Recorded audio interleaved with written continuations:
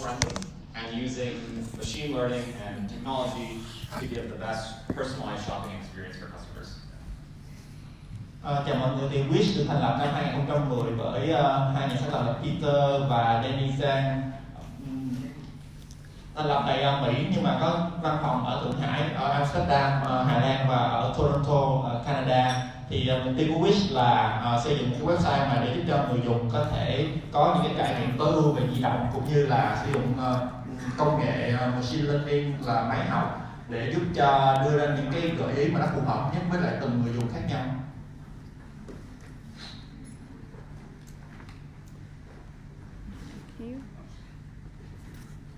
So what makes Wish different from most other e-commerce platforms is we use discovery versus search.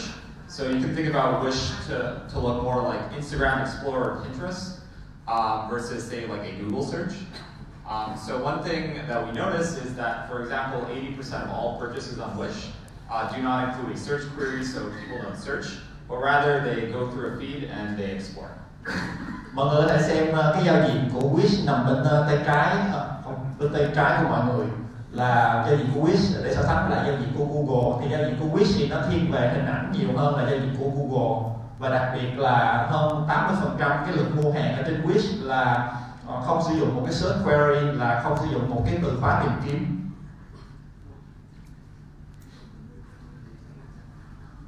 So one interesting thing is we use a lot of data in order to give personalized discovery for users. So Wish, for example, usually people have to log into Wish, so we get data from Google and Facebook, as well as their usage history. Then from there, we look at gender, age, geography, as well as interest to generate this feed. So this feed isn't just a specific product-driven things that's randomized. It's very customized and personal for every user. Thì Wish sử dụng rất là nhiều cái thông tin từ khách hàng để có thể đưa ra cái kết quả cuối cùng là cái giao diện của Wish cho từng người dùng khác nhau. Tại vì khi sử dụng Wish thì các bạn phải đăng nhập sử dụng Google hoặc là Facebook, thì kèm theo là cái quá trình mà các bạn sử dụng Wish thì Wish sẽ biết được là cái sở thích của các bạn là cái gì, giới tính, độ tuổi, khu vực địa lý và những cái sở thích của các bạn để có thể đưa ra được một cái giao diện cuối cùng phù hợp với lại từng người dùng khác biệt nhau. So how does the app work? So we use a couple of things. We use data to create personalized interactions for the users. So initially, when you log into the app, we have a set of different products. Then from there, you'll click into a specific product. Say it's a room chair or furniture or something related to that.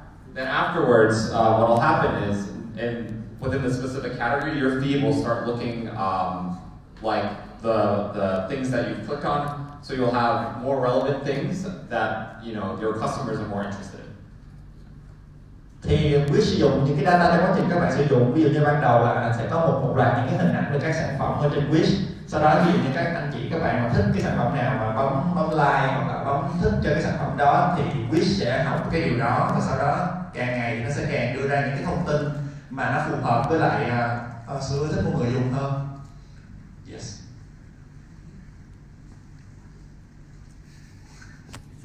Sorry. Next way up.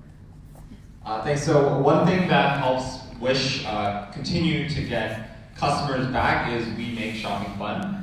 So we have a lot of different type of entertainment and engagement value. So for example, one thing we'll do with specific merchants is sometimes we'll offer free items or free gifts for users when they first sign in. Another thing that we do is we'll have a promotion or buying games where you can spin and get additional discounts. So the idea here is in order to keep customers coming back to Wish, we make the application fun. So that on average, when a user uses Wish, they'll spend about 10 to 20 minutes per day.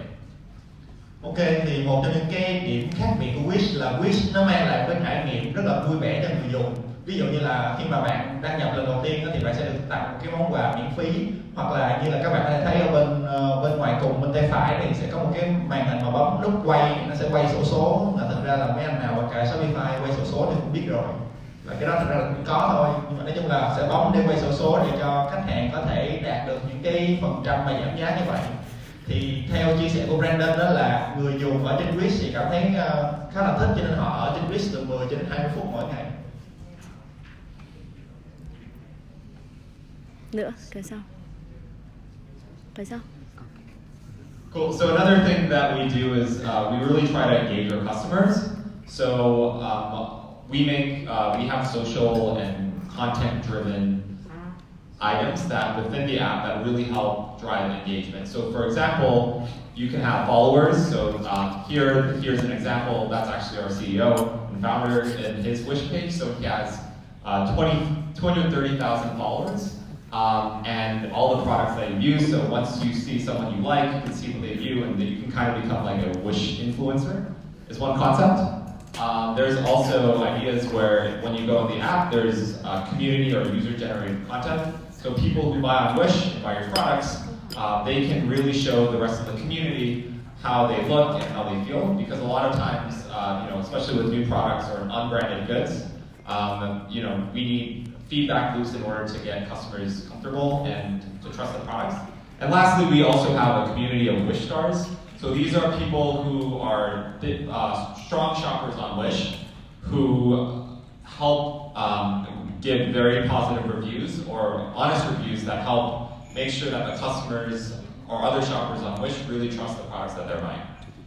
Một cái tính năng nữa của Wish thì giống như là mạng xã hội, thì các bạn có thể thấy ở hình đầu tiên là Peter là CEO của Wish, thì ảnh có tới 23.000 follower trên Wish. Thì khi mà ảnh bấm like hay bấm thích hay là bấm save bấm lưu lại một cái sản phẩm gì đó, thì những cái người mà theo dõi thì nó sẽ biết được là ok, anh Peter này anh thích cái này, anh thích bikini hồng hay là thích nón. Thì những cái món mà Peter lưu lại thì tất cả những người follower đều sẽ biết. Ngoài ra nó còn có community là những cái cộng đồng mà người dùng Wish có thể ngồi lại nói chuyện với nhau về một sản phẩm nào đó, hoặc là với từng sản phẩm thì người dùng có thể review. Ví dụ như là các bạn bán chăn mền nhưng mà chỉ là hai cái miếng vải ghép lại với nhau, thì sẽ là những người chụp hình lên và review comment ở dưới. Và cuối cùng là Wish Style Community là những cái người dùng Wish nhưng mà giống như là kiểu người có sức ảnh hưởng ở trên Wish, là những người đưa ra những cái nhận xét hết sức là gọi là những cái bình luận rất là rõ ràng và thẳng thắn về sản phẩm. Thì những cái người đó gia nhập một cái cộng đồng gọi là Wish Star, những kiểu ngôi sao hay là kiểu influencer, KOL, là những người có sức ảnh hưởng ở trên Wish. Đây cậu nói đi.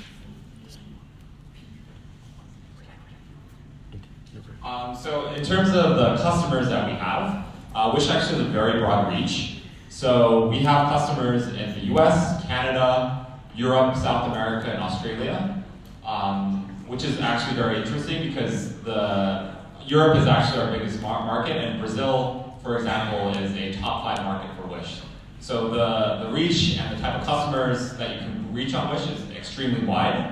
And another important thing to note is that over 50% of Wish users are on Android, 60% are female, and it's a very young demographic. So most Wish users, or 60% of Wish users, are actually under 30 years old. And we're very mobile first, so we like to see ourselves as a shopping mall within your phone. So 90% of all Wish orders come from mobile phones. And as mentioned previously, on average, about 20 minutes per day is spent per shopper on Wish. Ok, thì cái khách hàng của Wish thì đến từ đâu? Thì chúng ta thấy là khách hàng của Wish đến từ Mỹ, đến từ Canada, châu Âu, một cái thị trường mà chắc là dạo gần đây cũng nói khá nhiều, đó là Nam Mỹ. Thì Brandon có nói là thị trường Brazil là top 5 của Wish về lượt mua hàng. Hơn 50% số lượng thì không được giàu có cho lắm, cho nên sử dụng Android. Và chúng ta thấy là 60% là người dùng là nữ, 40% là nam. Có một chút phân biệt chủng tộc ở đây mà thôi bỏ qua đi. 60% người dùng là người dùng trẻ dưới 30 tuổi. Và đặc biệt đó là do ngay từ đầu thì Wish định hướng là sử dụng trên mobile, trên nền tảng di động, cho nên là 90% cái lượng mua hàng là được dùng trên là được thực hiện từ di động.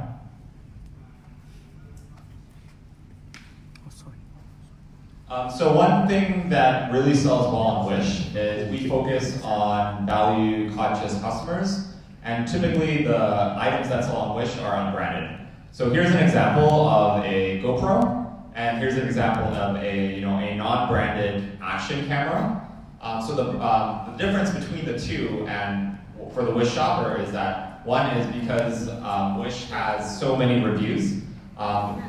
There's about 1,400 reviews on it, and it's about 4.5 stars.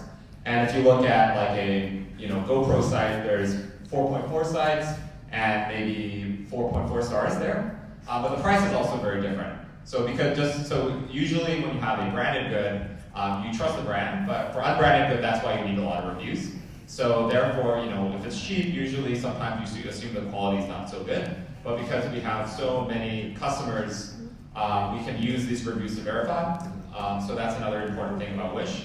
The last thing to note is in terms of the expectations. Typically, when you shop on other platforms, fast shipping or free shipping is expected. But for Wish, for example, because customers want the discount, they're actually typically willing to wait 7 to 15 days in order to receive it. So they're willing to, have items delivered slower in order to get lower cost. So like value conscious customers more like they like cheap products. What's that? Like you said, it's like value conscious customers. Yeah. So it's like they prefer cheap products. Cheap products, but still good quality. Okay, got it. Thì Wish tập trung vào những cái khách hàng mà họ kiểu rất là nhạy cảm với lại vấn đề về giá và cung cấp những cái sản phẩm mà chất lượng nhưng mà không có thương hiệu. Ví dụ như các bạn có thể nhìn thấy là bên tay trái chúng ta có một chiếc GoPro, cái này là Hero Black hay cái gì đó, 330 đô. Thì bên tay phải là một cái bên tay phải là GoPro, còn bên tay trái là cái sản phẩm trên Wish với chất lượng tương tự nhưng mà giá chỉ là 39 đô thôi. Chất lượng tương tự. Chất lượng. Cái này mình chỉ dịch thôi, các bạn đừng hỏi. Thì các bạn đã thấy là bên phải chúng ta có 37 review nhưng mà bên trái chúng ta có tới 1.455 review. Thì với những cái hàng mà chất lượng tương tự này thì người ta rất là thích đọc review, tại vì người ta sẽ đặt câu hỏi là tại sao cùng một cái sản phẩm như vậy nhưng mà chất lượng bên này, giá bên này nó lại quá rẻ như vậy. Thì Wish chia sẻ là số lượng review nhiều như vậy để người ta đọc, để người ta hiểu được là sản phẩm có tốt hay không, có chất lượng hay không. Và các bạn có thể nhìn thấy về rating, về đánh giá sản phẩm thì trên Wish được 4.5 sao trung bình và cái GoPro bên kia là 4.4 sao, 4.4 sao là trên 5 nha mấy bạn. Thì do là những người dùng ở đây họ rất là nhạy cảm về giá, họ sẵn sàng bỏ một cái mức giá rẻ để mua một cái sản phẩm này, nên người ta chấp nhận là shipping là sẽ tốn từ 7 cho đến 15 ngày so với shipping 2 ngày như bên kia. Nhưng mà cái này là có ship nha, chứ không phải là non ship. Đây là có ship nhưng mà 15 ngày, 7 đến 15 ngày. And so I think one other thing that's interesting about Wish is that our customer demographic, or for specifically one example in the United States, is that usually if you would expect the biggest customers would probably be in cities such as New York or Los Angeles. But for Wish, it's actually in a city called Baltimore. So the top selling postal code area in Wish looks like this. It's not New York, it's not LA. So our customer, so we can reach so many different customers because we have such broad targeting within our online advertising. And I'll talk about this a little bit later, but this is just one example of the type of different customers you can reach from selling on Wish. Thì Wish có thể chia sẻ là các bạn có thể tiếp cận được những nhóm khách hàng khác. Thì ví dụ như khi nghĩ về Mỹ, người ta sẽ nghĩ đến những cái thành phố lớn đầu tiên như kiểu là New York hay là Los Angeles. Nhưng mà thật ra những cái thành phố mà đạt được doanh thu mà cao nhất của Wish là ở Baltimore. Nếu như anh nào mà bán bản quyền thì chắc biết Baltimore, với doanh thu lên tới 10 triệu đô. Thì một cái khung cảnh, đây là một cái khung cảnh bình thường ở Baltimore để phân biệt cái gì những hình ảnh nhà lầu xe hơi như các bạn hay xem phim Batman mà thấy ở New York rồi chiếu rồi. Yeah. Awesome. So another thing is that we've had very strong growth. So we have over 500 million users globally, and on a monthly basis, there's 80 million people who shop on Wish. Wish đã có 500 triệu lượt người đăng ký và 800 triệu lượt truy cập hàng tháng. So in terms of selling on Wish, here's some interesting statistics. We have over 200,000 merchants or sellers globally, about 180 million active products, so there's a very large variety of products, which really helps help the customer. We do over 2 million orders a day globally. We ship to 80 destinations, 80 different, actually now about 100 different countries, and there's about 500,000 new products added daily. Thì đây là những cái số liệu trên Wish. Thì chúng ta có hơn 200.000 merchant là người bán, có hơn 180 triệu sản phẩm hiện nay được listing và active ở trên Wish. Mỗi ngày có 2 triệu đơn hàng ship đến 80, nhưng mà thật ra brand nói là 80 là số cũ, là số mới, bây giờ là hơn 100 quốc gia rồi, 100 địa điểm trên thế giới rồi, và mỗi ngày có hơn 500.000 sản phẩm được thêm vào trên Wish. Nói cho nó đi mày. Ở dưới bên phải nó có cái từ mà tài liệu này luôn mang chất lưu hành nội bộ, các bạn vui lòng được phân phối. Đừng có bên phải, mà chắc các bạn chụp hình. So globally, actually, what's interesting is for the past 2 years, or we at some point in time, on Google Play, we've been the #1 shopping app in 40 plus different countries, and on the App Store on Apple in 20 plus countries. So we have a tremendous reach and a very large number of customers. Trên Google Play thì Wish đứng vị trí số 1 ở trong danh sách những cái ứng dụng mà về shopping trên Google Play trong hơn 40 nước trên 20 quốc gia, trên 40 quốc gia, và ở trên App Store trên iOS thì Wish đứng đầu trên hạng mục là ứng dụng mua hàng ở trên 20 nước. Can you share like the top 5 country for Wish? Sorry? Can you share like the top five countries? Yeah, so the top 5 countries are the United States, Germany, France, Brazil, and it changes sometimes. So I think sometimes it's Italy, sometimes it's Switzerland. Okay. Yeah. Thì năm nước mà đứng mà kiểu là danh số nào cho Wish là Mỹ, Pháp, Đức, Pháp, Brazil, và cái thứ năm thì thay đổi tùy theo mùa là Ý hoặc là Thụy Sĩ.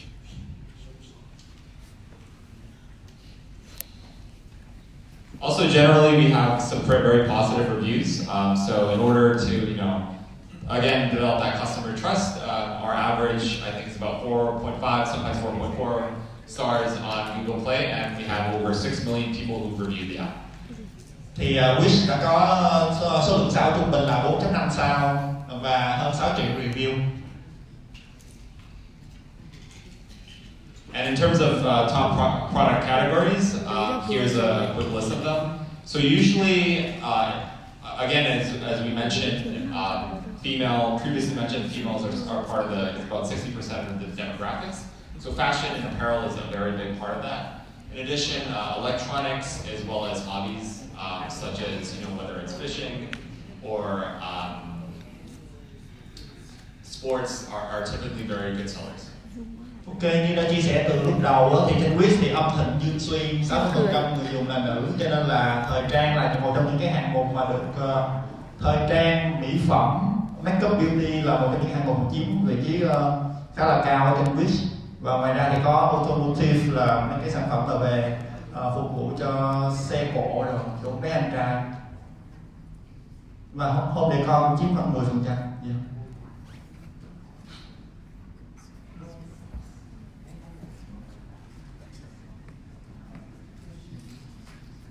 So in terms of brand awareness, as I mentioned previously, we have a large presence, especially on digital. So for example, last year we had Neymar as one of our spokesperson. In addition, if you look at the Los Angeles Lakers, when for basketball we have, we're their logo sponsor. So that's really helped bring on additional merchants and help build trust in the Wish brand. Another thing is we also sponsor a lot of different sports, so that's like Floyd Mayweather and Conor McGregor, for example. And in addition to that, if you go on YouTube and you search Wish Shopping, there's over 100 videos with 1 or more million views. Thì Wish cũng phát triển cái thương hiệu của mình ở trên thị trường online cũng như là kiểu quảng bá thương hiệu của mình rất là nhiều, như các bạn nên thấy bên đây chúng ta có Neymar và chúng ta có đội Lakers, chắc là với logo quen thuộc Lakers. Đồng thời là Wish cũng tài trợ cho những cái giải, những cái môn thể thao khác như UCE, hoặc là bên kia là các bạn thấy là cái trận đấu giữa Mayweather với Conor cái gì đó mình quên rồi. Xong rồi thậm chí các bạn lên trên YouTube và các bạn search từ Wish thì các bạn sẽ thấy được khoảng hơn 100 video mà có hơn 1 triệu view. So one of the big things that we really do is we spend a lot on digital advertising in order to drive merchants and users onto the platform. So for example, when you upload a product to Wish, Wish will run advertising for you. Khi bạn đăng sản phẩm lên trên Wish thì Wish sẽ chạy quảng cáo dùng cho bạn. So Wish tốn tiền chứ. Okay. Sorry, it's like Wish will spend the money to run advertising for merchant products on different platforms, right? Yeah. Okay. Wish tốn tiền chứ không phải các bạn tốn tiền. But it's up to the platform to show each product. Okay. Yeah. It's up to the platform. Yeah. Got it. So in addition to that is, we'll spend on Facebook, Twitter, Instagram. So we have social sites as well. So Wish will have a Facebook page. I believe our Facebook page, I think now has close to 5 million followers, as well as Twitter pages and Instagram pages with large followings. Ok, ví dụ như trên đây các bạn có thể thấy là Wish có trên chạy quảng cáo trên Twitter, Facebook và Instagram. Ví dụ như trên Facebook thì có khoảng 5.000 follower, 5.000 fan trên 5 triệu fan ở cho Wish, page của Wish.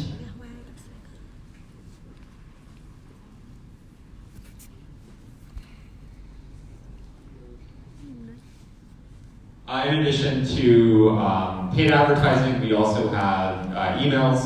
Because we have 500 million registered users, we can send these emails and push notifications to them. And push notifications, so for example, when you open the app, or if you have the app, you'll get a notification. And finally, we send SMS as well. So we focus on not only digital, but also multi-channels from a paid advertising.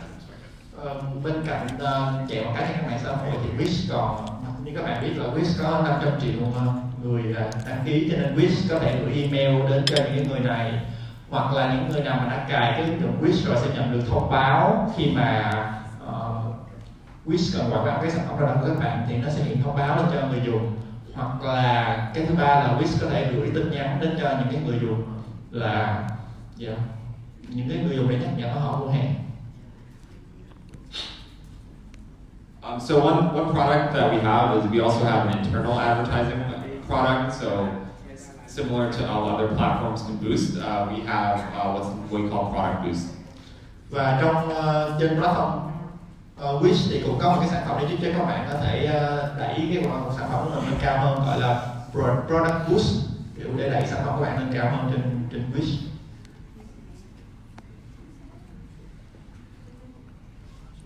So what product boost does is that when you upload a product and you want it to reach more customers, you can get more impressions.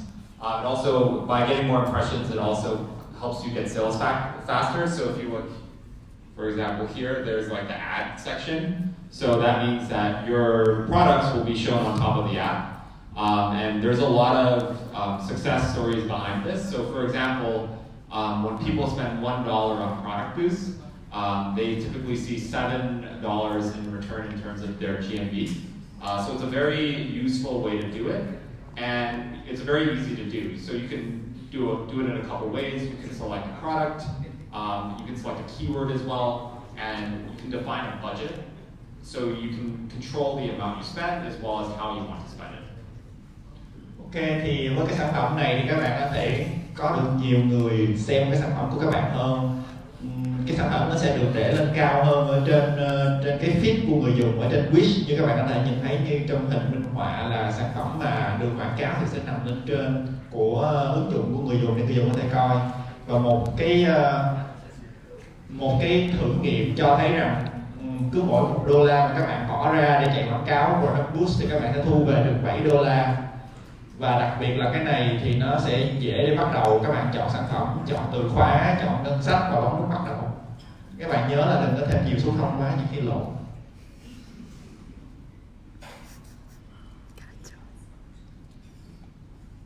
Cool, so when you spend on product boosts, it'll come on a couple of things. So for example, if you search, that'll come up there. It'll show up related tabs, so there's all these different tabs here that you can see. So there's outlet, latest, recently viewed.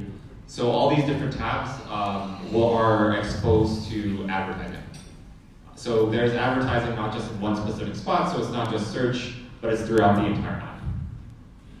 Thì cái quảng cáo này nó không có chỉ nằm ở cái mục mà tìm kiếm mà nó còn nằm ở những cái tab khác như là những cái sản phẩm liên quan, những cái sản phẩm mới đăng, latest tab, hoặc là những cái sản phẩm các bạn thấy là có những cái tab khác nhau ở trên đầu trang đó, như kiểu outlet, latest gì đó, thì cái quảng cáo của các bạn sẽ nằm được trên tất cả các trang đó luôn, mà không chỉ trên cái quả tìm kiếm không. Great, so I think finally, lastly, is if you're curious and you're interested in getting started on Wish, there's a couple of ways to do that. So firstly, you can go to merchant.wish.com and try it out. I think we just translated our onboarding into Vietnamese. The translation, my apologies, might not be very good yet, so if you have feedback and suggestions, please let me know. We really appreciate that. Then from there, what you can do is you can create a Wish merchant account, as well as once you confirm your details, you can start uploading products. Ok, thì bạn nào muốn thử platform Wish thì hôm nay có thể vào trang web là merchant.wish.com. Như các bạn thấy trên hình có nút Try Now, thì ở đây nó đã có phiên bản tiếng Việt rồi cho các bạn. Tuy nhiên là phiên bản tiếng Việt này vẫn còn một số lỗi, nên là bạn nào mà thấy chỗ nào mà mắc cười hay là nó hơi kỳ thì các bạn có thể liên hệ với team Wish để team Wish sửa lại cho nó phù hợp. Sau đó các bạn tạo một cái tài khoản, sau đó xác nhận thông tin, xác nhận thanh toán và bắt đầu là đăng cái sản phẩm của mình lên trên platform Wish được rồi.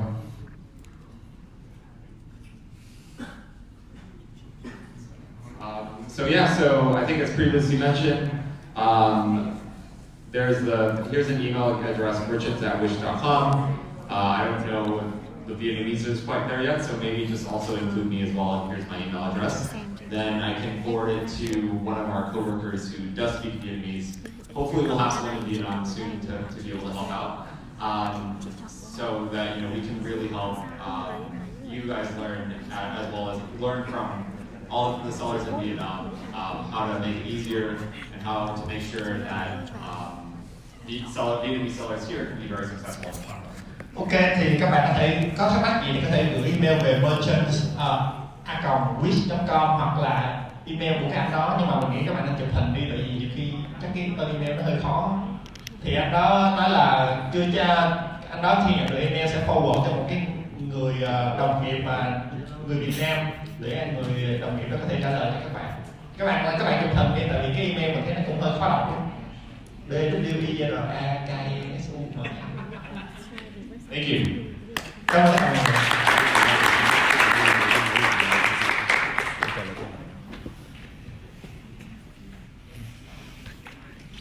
Okay, but let's return.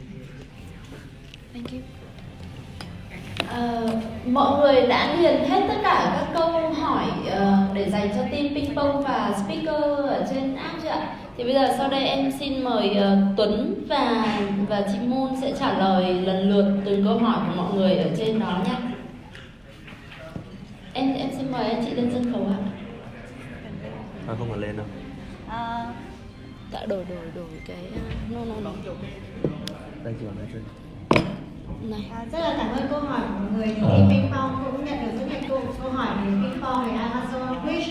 Thì có rất là nhiều câu rất là dễ thương, thì team PingPong sẽ xin phép là sẽ inbox từng người với những câu hỏi khá là nhạy cảm. Chắc là mọi người vào website và app là cũng thấy cái câu đấy như thế nào ạ. Thì rất là cảm ơn tình cảm của anh chị em đã dành cho team PingPong, và PingPong sẽ trả lời các cái câu hỏi mà rất là nhiều người quan tâm ở đây. Thì câu hỏi đầu tiên đó là PingPong có ra cổng Payment Gateway hỗ trợ seller Việt Nam hay không?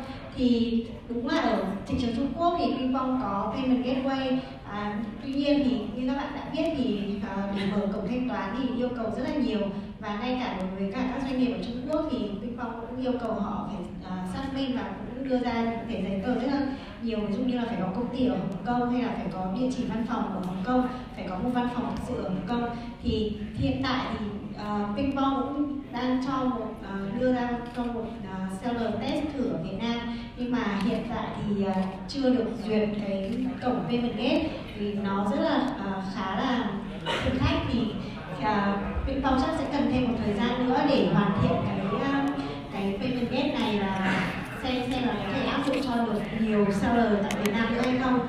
Thì rất là mong mọi người hiện tại thì sẽ support những cái dịch vụ mà PingPong hiện đang có, và sẽ đưa ra nhiều feedback, nhiều phản hồi hơn, và để sau này PingPong thể ra được nhiều cái dịch vụ cần thiết hơn ạ.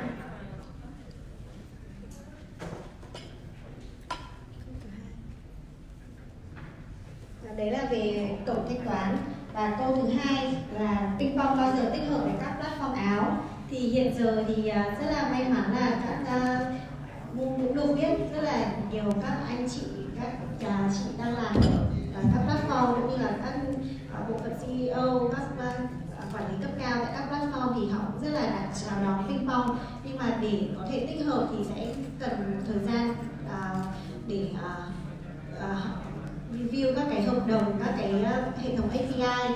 Thì trước mắt là trong quý 4 thì sẽ có một vài platform sẽ tích hợp với cả PingPong, và để hoàn thiện toàn bộ tất cả các platform có tại thị trường Việt Nam thì sẽ là trong quý 1 năm 2020 ạ. Và sự kiện tháng sau, sự kiện launching lớn nhất của PingPong tại Việt Nam thì PingPong sẽ bật mí các cái platform sẽ ra mắt sớm. Bấm vào màn hình nhé. Câu thứ 3, mình rút về PingPong bao nhiêu tiền thì mới bán được Ngọc. Ngọc cần tình cảm. Câu thứ nhận tiền từ Stripe, từ website thì cần xác minh cụ thể những gì? Vừa rồi thì bên mình cũng có hỗ trợ rất nhiều anh em nhận tiền từ Stripe về. Thì những cái giao dịch lần đầu tiên khi mà số tiền nó khoảng tầm nhiều một xíu ấy, khoảng tầm chứ không phải là 5-10 đô đâu, bây giờ khoảng tầm 200-300 đô đột biến lên ấy, thì sẽ cần một chút liên quan đến verify cái store của anh em thôi. Thì anh em không phải là đưa link store mà là chụp ảnh cái dashboard ở Shopify này, thì là bên mình chỉ có ba cái yêu cầu thôi. Một là chụp ảnh cái dashboard của anh em thì anh em là chủ order của cái store bên Shopify là một. Thứ hai là chụp cái màn hình liên quan đến anh em sở hữu tài khoản Stripe. Và thứ ba là một số cái trang order của anh em ấy để verify nguồn tiền đi từ đâu, là bên mình sẽ verify trong khoảng tầm một ngày là xong. Ok. Câu tiếp theo đấy là làm sao để đăng ký tài khoản Amazon, thì chị Jessica có thể hỗ trợ PingPong trả lời câu hỏi này không ạ? Liên quan đến câu hỏi này nhờ chị tư vấn anh em mở tài khoản seller bây giờ. Thì về cái việc mà tạo tài khoản seller hiện nay á, là mới vừa tuần rồi á, là bên nói chung là đầu tháng 10 năm nay thì Amazon họ có một số update mới, cho nên là cái thông tin mà mọi người xem ở trên cái trang mà Amazon Global Selling á, từ hồi tháng 6 năm nay á, thì cái đó đã cũ rồi. Giờ nó update mới thì là tôi có thể chia sẻ một chút. Mấy bạn có thể lên trên Facebook của mình á, mình có đăng một cái bài hướng dẫn chuẩn bị hồ sơ. Thì đầu tiên là cái bộ hồ sơ nó sẽ khá là khó, yêu cầu khó hơn cái hồ sơ trước đây. Như mọi người biết là đối với tài khoản cá nhân thì trước đây là mình cần là cái passport hoặc là chứng minh nhân dân hoặc là giấy phép lái xe là một, đúng không? Cái thứ hai là cái xác minh tài khoản ngân hàng. Cái thứ ba là một cái bill điện nước hoặc là internet. Thì bây giờ cái phần khó hơn là thứ nhất là bill internet là không được, phải là điện hoặc là nước. Rồi cái phần thứ hai nữa là ngoài cái mà xác minh tài khoản ngân hàng thì mình cũng thêm một cái giấy tờ nữa là cái sao kê cái thẻ visa của mình. Đó là cái thứ hai. Cái thứ ba là thẻ visa trước đây là chị viết hay là write it đều được, nhưng mà bây giờ là chị viết là không được, bắt buộc phải là write it, là 3 phần đúng không? Rồi phần thứ tư khác nữa là trước đây thì là cái địa chỉ á, thì là bắt buộc phải giống nhau giữa bill với lại là sao kê tài khoản ngân hàng, đúng không? Bây giờ là lại bắt buộc là nếu mà bạn dùng chứng minh nhân dân thì cái địa chỉ thường trú nó phải giống luôn, giống hai cái địa chỉ còn lại. Thọ nó về luôn hả? Đó, còn nếu mà bạn dùng passport thì là nơi sinh thì là giống hai cái địa chỉ còn lại. Đó là những cái phần mà mới là update mà nó khó hơn cái cũ. Cảm ơn chị Jessica.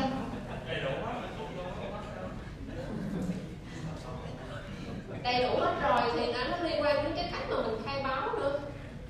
Nói chung cái phần này nó khá là dài. Cái khai báo thì là mọi người có thể đọc cái hướng dẫn trên cái trang mà Amazon Promo Selling á. Cái phần khai báo thì nó không có thay đổi nhiều, nó chỉ thay đổi cái kiểu bị của hồ sơ.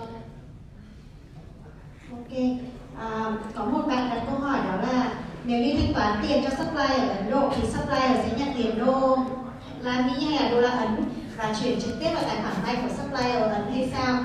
Thì hiện giờ thì là supplier sẽ nhận tiền USD và cũng là chuyển trực tiếp vào tài khoản vay ngân hàng của bạn supplier ở Ấn Độ. Ok, có rất nhiều câu hỏi liên quan đến Kristen Võ. Thì mọi người có thể về inbox Kristen trực tiếp được không ạ? Kristen hiện đang là Sales Manager và nếu các bạn muốn sử dụng PingPong, có những deal trực tiếp với PingPong thì có thể liên hệ Kristen ở thị trường miền Nam. Có một câu hỏi đấy là Wish có hay suspend tài khoản không? Brandon can you help? So they asking if Wish will like suspend a lot of account from Vietnam and what is the policy? So I think there's a couple of things that can drive suspension. So one is like a lot of platforms like Amazon or like global platforms is there's things like trademarks and it's always very important, right, to make sure that brand and trademarks are protected. So that's one thing that could get people suspended from Wish. Another thing is making sure that if items don't ship within 5 days or fulfilled within 5 days, then that can get fines, and if it's too many, then ultimately suspensions.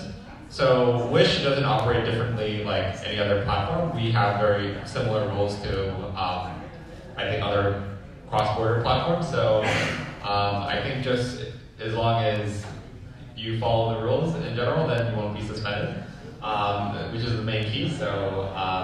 But hopefully, we'll be able to, especially for new sellers, I think what we're going to try to do in Vietnam, just to help people learn, because it's different selling on Wish. Just maybe we'll give a grace period of like 1 or 2 months, to help merchants and sellers learn how what's okay and what's not okay. So it's not just like you open an account, you have 2 sales, and you get suspended. The idea here is to really help educate the market and to help people learn on how to sell on Wish so that they can be successful and no account is suspended. Okay. How about the fee? How to start selling on Wish and the fee related to it? So right now, I think we've taken away, like usually it's $2,000 US, but right now we have a promotion period, or especially if there's a new market such as Vietnam, and we want local merchants, which we do, we can waive the fee. So in order to get more people to come on to Wish and to learn about it, because especially when you're in a new market, we can't just come in and say that we're going to fine everyone, we're going to take all their money, and we're going to suspend them. We need to work together with sellers such as yourself to help grow it, to help educate, and to hopefully, have really successful cases come out of Vietnam. Thì hiện tại cái ưu đãi cho thị trường Việt Nam thì sẽ là không có mức phí nào hết khi mà bạn bán hàng trên Wish, và đây là cách để Wish có thể dành thời gian quan tâm đến thị trường nhiều hơn, nắm bắt thị hiếu nhu cầu của seller ở Việt Nam nhiều hơn, và sẽ đưa ra các cái chương trình educate, những chương trình đào tạo phù hợp cho các bạn khi mà bán hàng trên Wish. Thì seller ở Việt Nam anh em có thể tận dụng cái thời điểm này, promotion giá không có phí gì để có thể bắt đầu với Wish.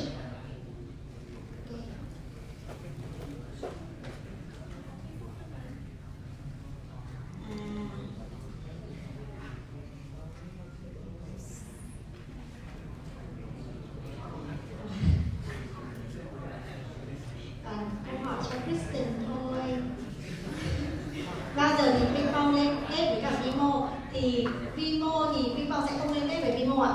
Tuy nhiên thì PingPong sẽ làm việc với cả một số đối tác khác tại thị trường Việt Nam để có cái hình thức chuyển tiền tương tự như là Vimo và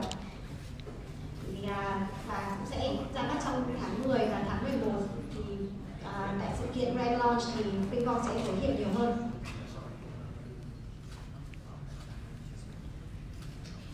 Với cả có một câu hỏi là em đang xài đối thủ X và chưa thấy vấn đề gì lắm, thì tóm lại PingPong có khác biệt gì và nổi trội gì? Thì như là PingPong đã chia sẻ thì khi đối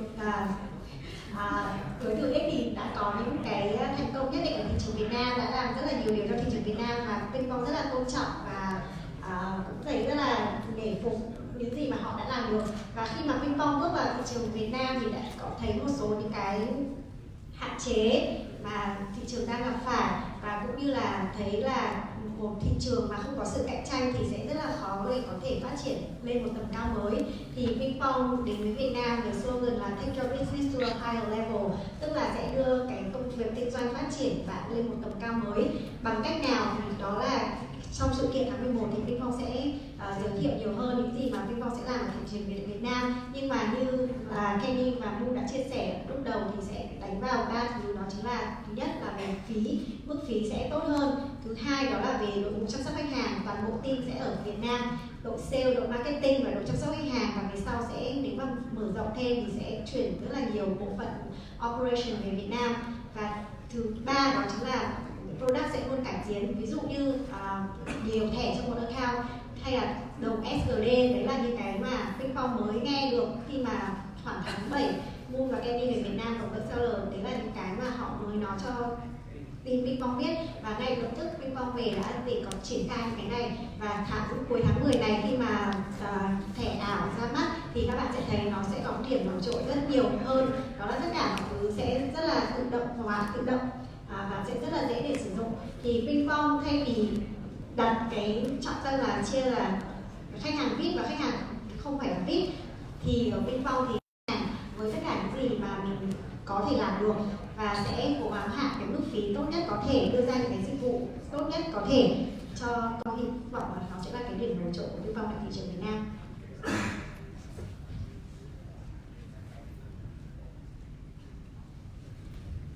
Làm như thế nào thì hiện giờ thì PingPong các bạn có thể nhận từ Amazon này, từ Wish, từ Stripe và các bạn cũng đang rất nghèo nhưng cũng phải cố gắng đây. Bây giờ câu hỏi cũng nhiều rồi, thì ở hội trường mình không biết có ai có câu hỏi thì team PingPong sẽ rất là sẵn sàng trả lời. Anh có em thì mọi người có câu hỏi gì nữa không ạ?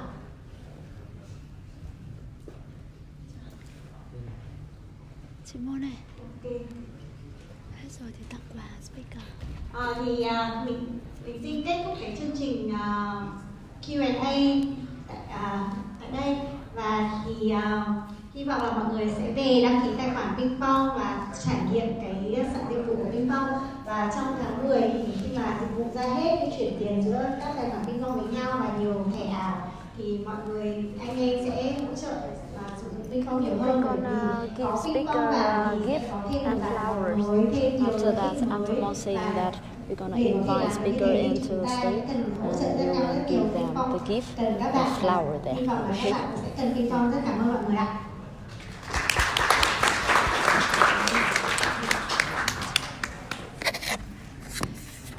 Bây giờ thì